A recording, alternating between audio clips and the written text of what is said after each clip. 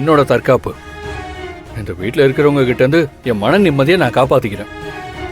திரும்ப திரும்ப உங்க வீட்டில் இருக்கிறவங்க நம்ம சேர்ந்து இருக்க கூடாதுன்னு ரொம்ப சீப்பா இறங்கி வந்து தூக்க மாத்திரையை பால்ல கலந்து கொடுத்து அதை குடிக்க வச்சு என்னோட உடம்பு கெட்டு போறதுக்கு பதிலா அட்லீஸ்ட் இந்த வீட்டில் நம்ம தனித்தனியா இருக்கோம்னு அவங்க தெரிஞ்சுக்கிட்டாங்கன்னா இதை பண்றவங்களுக்கு ஒரு சந்தோஷமாவது மிச்சமா இருக்கும் பாருங்க. கபிலன், ஐயோ புனிதா, எதுக்கு நீங்க அழுகுறீங்க? தயவு செஞ்சு அழாதீங்க. எனக்கு உங்க மேலெல்லாம் எந்த கோபமும் இல்லை. என் கோபம் எல்லாம் உங்க வீட்டில் உள்ளவங்க மேல திரும்பி அதனால உங்க அம்மாவை நான் காயப்படுத்தி ஏற்கனவே உடம்பு முடியாத உங்க அம்மா இதனால மயங்கி விழுந்து அப்புறம் ஐயோ வேணாங்க, என்னால யாருக்கும் எந்த பிரச்சனையும் வேண்டாம். இனிமே இந்த வீட்டில் நான் மாடியில் படுக்கலாம் தான் முடிவு பண்ணிருக்கேன். அப்போ அப்போ நானும் மாடிக்கு வரேன். புனிதா, இவ்வளவு நேரம் நான் சொன்னது உங்களுக்கு புரியலையா? நீங்களாம் வர வேண்டாம். அப்ப எவ்வளவு நாளைக்கு நீங்க இப்படியே இருக்கறதா முடிவு எடுத்திருக்கீங்க? நான் எந்த முடிவும் எடுக்கல புனிதா. அதே மாதிரி யாரோட முடிவுலையும் நான் இருக்க வேண்டாம்னு நினைக்கிறேன். நாம இங்க இருக்கிற வரைக்கும் இப்படிதான் இருக்க போறோம். அட்லீஸ்ட் இதை எதிர்பார்க்கிற யாரோ ஒருத்தர், நான் உங்க அம்மான்லாம் சொல்ல வரல, இதை எதிர்பார்க்கிற யாரோ ஒருத்தர் அவங்களால சந்தோஷமா இருப்பாங்கல்ல, அது போதும் எனக்கு. கபிலன், நீங்க கொஞ்சம் கோவப்படாம யோசிங்க. இதுல இனிமே யோசிக்கிறதுக்கு எதுவும் இல்லைங்க. எனக்கு தூக்கம் வருது, நான் மாடிக்கு போறேன். கபிலன்,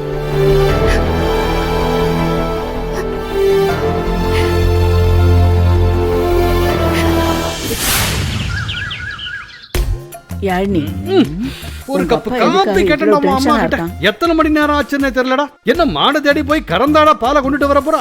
ஒரு பாக்கெட்ல இருக்குது, அதை எடுத்து அப்படி காய்ச்சி டிகாசனை ஊத்துனா காப்பி ரெடி. அதுக்கு எவ்வளவு நேரம்டா?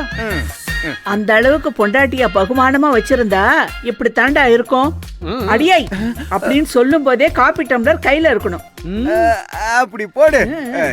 என் அம்மாவுக்கு இப்படி ஒரு மாமியார் பிரம்மாதம். இனிமேதான் களை கட்ட போகுது.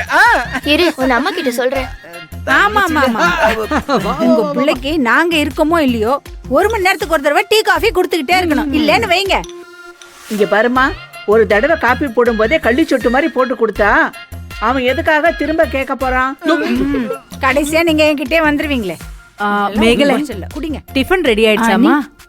புனிதாவும் மாப்பிளையும் ஆபீஸ் கிளம்பணும்ல? அதெல்லாம் ரெடியா இருக்க. நீ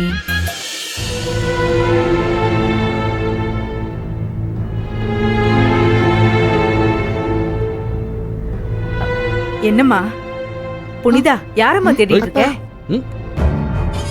எல்லாரும் இருக்கிற இந்த இடத்துல புனிதா இல்லாத ஒருத்தர தேடுறானா அது கபிலனாத்தான் இருக்கும். பாத்துக்க. மாமா, கபிலனை பாத்தீங்களா?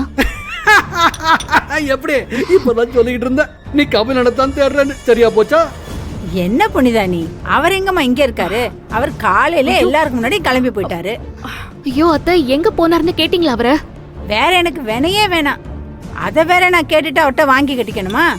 காஃபி வேணுமான்னு கேட்டேன், எதுவுமே சொல்லாம அவர் பாட்டி கிளம்பி போயிட்டாரு. புனிதா, என்கிட்ட ஆபீஸ் போறேன்னு சொல்லிட்டு தான் கிளம்பினாரு. உங்ககிட்ட சொல்ல சொன்னாரு புனிதா. ஐயோ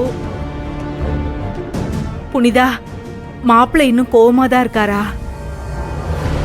இளம் ரத்தம் இல்லையா, அப்படிதான் இருக்கும். ஆனா குடும்பத்துக்குள்ள இப்படி மூஞ்சியை தூக்கி வச்சுக்கிட்டு சிடுசிடுன்னு இருக்கிறது நல்லதில்ல புனிதா. நீ தான் உன் புருஷனுக்கு சொல்லி புரிய வைக்கணும். பாட்டி, அவருக்கு ஒன்னும் புத்தி சொல்ற அளவுக்கு அவர் ஒன்னும் தப்பா நடந்துக்கல. ஆரம்பத்துல இருந்து இங்க நடக்கிறது எல்லாமே தப்பா இருக்கு. டேய் போட்டேன்னா பாத்துக்க. அப்படி வைமா. அப்படி என்னடா தப்ப கண்டுட்ட நீ? என்ன தப்ப அண்ணே அண்ணே, வல்லவா விடு விடு இரு. புனிதா, சாப்பாடெல்லாம் அப்படியே இருக்கு. மாப்பிள்ளை சாப்பிட்டாவது போயிருக்கணும்ல.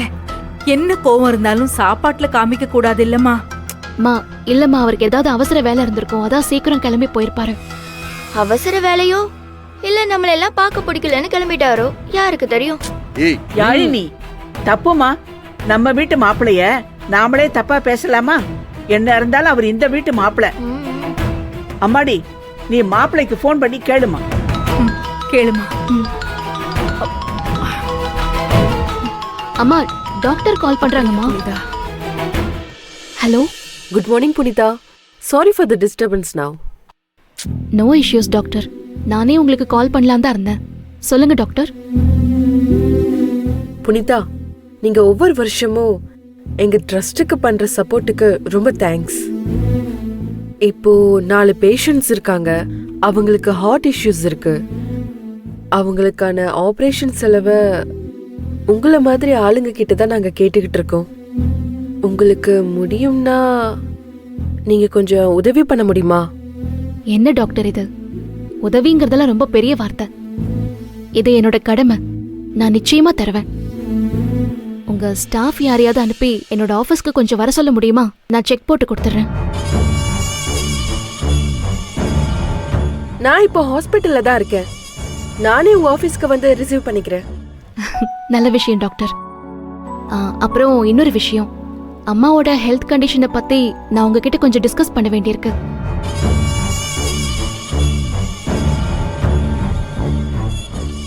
என்னாச்சு? அவங்க நார்மலா தானே இருக்காங்க. அவங்க நேத்து திடீர்னு மயக்கம் போட்டு விழுந்துட்டாங்க. அதான் எனக்கு ரொம்ப பயமாயிடுச்சு.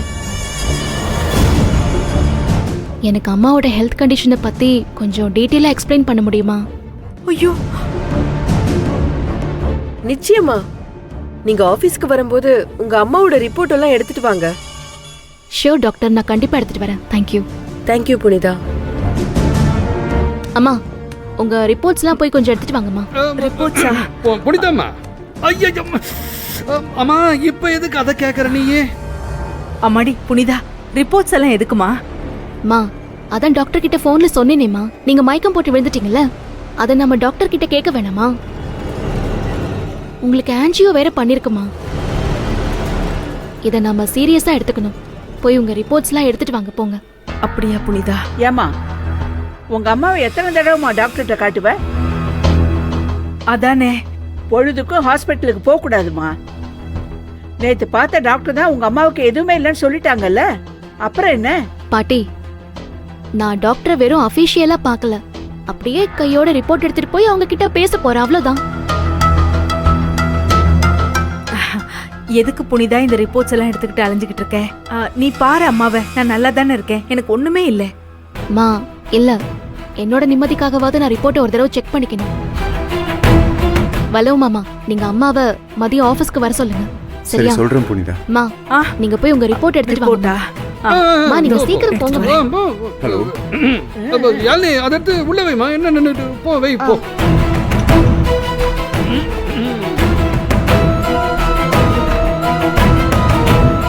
எம்மோ, இவ பாட்டுக்கு அந்த காகிதத்தை எடுத்துட்டு போறேங்கற, அங்க போய் பார்த்துட்டு அதெல்லாம் பயப்பட ஒண்ணு இல்ல, மரகதான் சாதாரணமா தான் இருக்கறா, மயக்கம் போட்டதெல்லாம் சும்மா உள்ளுல காட்டுக்கின்னு சொல்லிட்டாங்கண்ணா. டேய், அப்படியெல்லாம் துல்லியமா எதுவும் சொல்லிட முடியாதுடா. அவ ஆசைக்கு போய் கேட்கட்டும். மரகதத்தை மயக்கம் போட நாம சொன்னது நமக்கு தானே தெரியும். டாக்டர் சொல்றத சொல்லட்டுமேடா, பாத்துக்கலாம்.